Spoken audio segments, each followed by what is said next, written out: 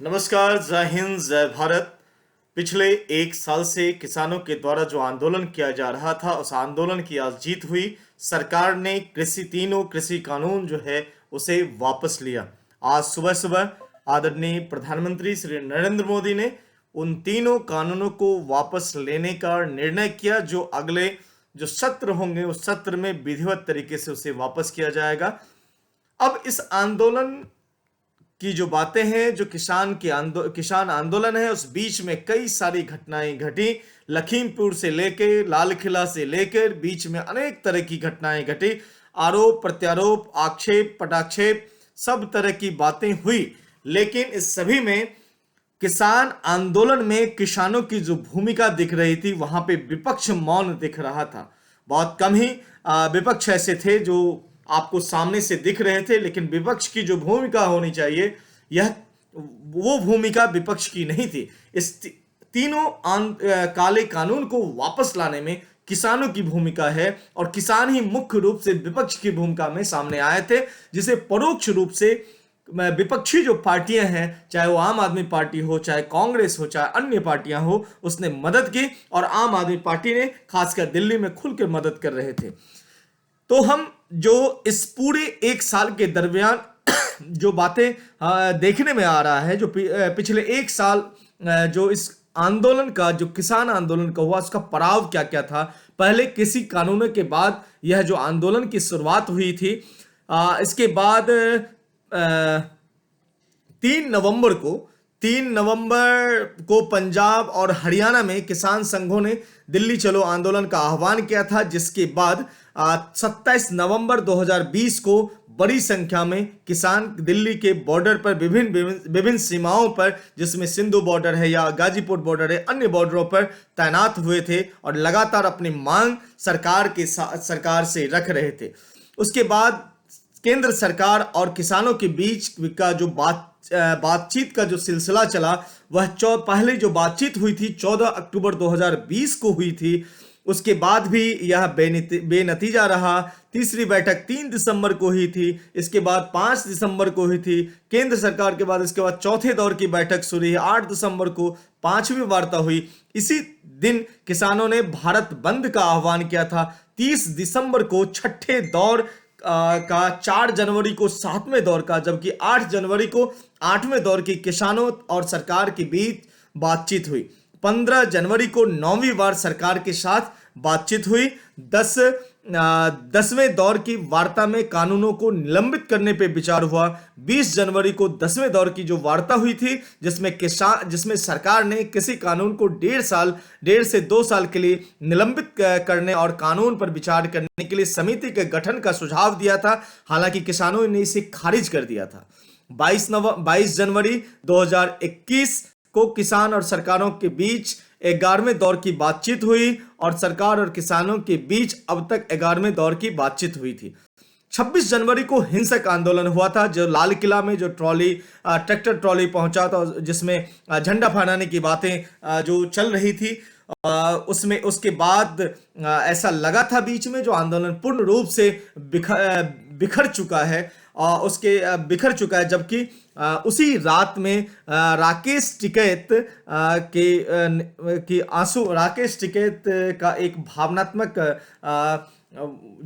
दौर था, जिसमें राकेश टिकैत की आंखों से आंसू आए, और उसके बाद अगले ही दिन से ऐसा उमरपुरा और पूरे के पूरे एरिया में, जहां पे गाजीपुर में जो खाली हो रहे थे, वो पूरा भरना शुरू हुआ। और पूरा काफी माहौल जो है, माहौल ही पूरा रातों रात जो राजेश टिकैत थे, उनके आंसुओं के बाद पूरा माहौल ही किसान आंदोलन का चेंज हो गया। और पूरी जोर शोर से जो 26 जनवरी के बाद जो आंदोलन के जो धार जो कमजोर करने की जो बात चल रही थी, जो कमजोर हो चुकी थी, वो राकेश टिकैत के आंसुओं के बाद वो पुनः वह धार आंदोलन में जबरदस्त इजाफा हुआ।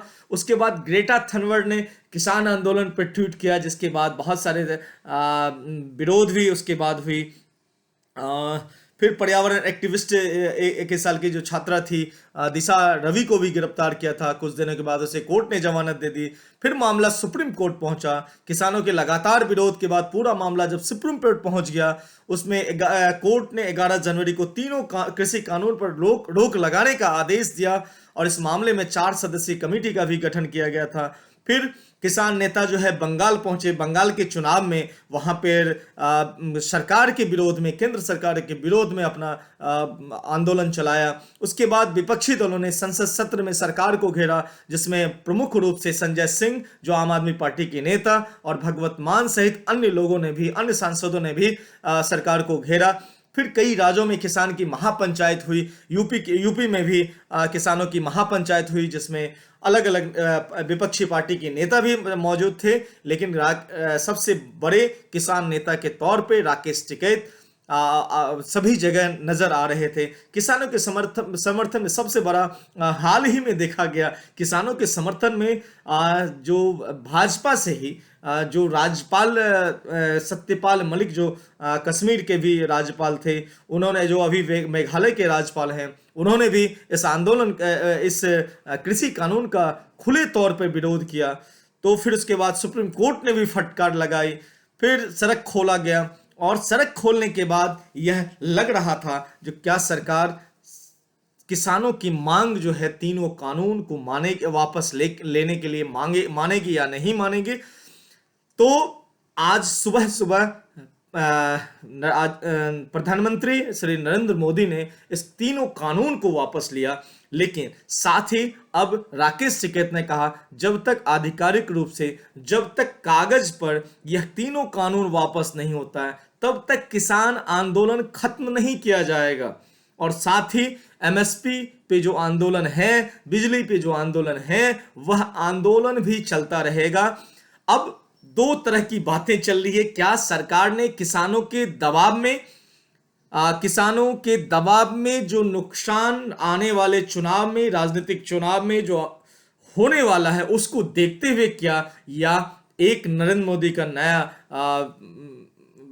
महत्वपूर्ण जीत कह सकते हैं, ये क्या है। लेकिन अगर इसको कंप्लीट रूप से अगर इसको देखने का प्रयास करेंगे तो यह सरकार को किसानों का जो दबाव था, किसानों के आंदोलन का जो दबाव था, जिसका नुकसान, जिसका खामियाजा सरकार के नेताओं को, सरकार के खासकर जो हरियाणा के बेल्ट और पश्चिम उत्तर प्रदेश के जो बेल्ट में जो देखने को मिला, जो वहां पे उनके नेता अपने क्षेत्र में नहीं जा सकते थे। ऐसे में आने वाले समय में यूपी में भी चुनाव है, पंजाब में भी चुनाव है और अन्य जगह पे भी, जो उत्तराखंड में भी चुनाव है, अन्य जगह पे जो चुनाव पे इसका नुकसान न हो, उस कारण से इस कानून को वापस लिया गया। लेकिन क्या यह कानून केवल दिखाने के लिए, या फिर इसके बाद भी इसी कानून को तो थोपा नहीं जाएगा? आगे क्या होता है या आगे आने वाले समय में देखने को मिलेगा। लेकिन एक बात तो यहाँ पे कहा जा सकता है, आखिरकार किसान के संघर्ष की जीत हुई, किसान के बलिदान की जीत हुई, 700 किसानों ने जो अपनी जान दी है उसकी जीत हुई। लखीमपुर में जो घटना घटी थी, जो गृह राज्य मंत्री मिश्रा जी हैं, उनके द्वारा जो घटना, उनके सुपुत्र के द्वारा जो घटना घटी थी, वो भी एक निंदनीय घटना थी। इस तरह की बहुत सारी घटनाएं बीच में हुई। किसानों ने बहुत कुछ सहा, ठंड, गर्मी, बरसात, हर मौसम में डटे रहे और हर स्थिति में डटे रहे। हर तरह से प्रयास किया गया, उनको कुचलने का प्रयास किया गया, उनको दबाने का प्रयास किया गया। लेकिन किसानों का आत्मबल इतना मजबूत था, वह अपनी मांग को मनवाकर सरकार को झुकना पड़ा और किसान की आज जीत हुई, पूरे देश के किसानों की जीत हुई। और आगे आने वाले समय में क्या होता है यह तो देखना पड़ेगा। लेकिन आज की जो अपडेट थी, इस अपडेट के साथ हम नए कुछ विषय पे बात करेंगे। धन्यवाद। जय हिंद, जय भारत।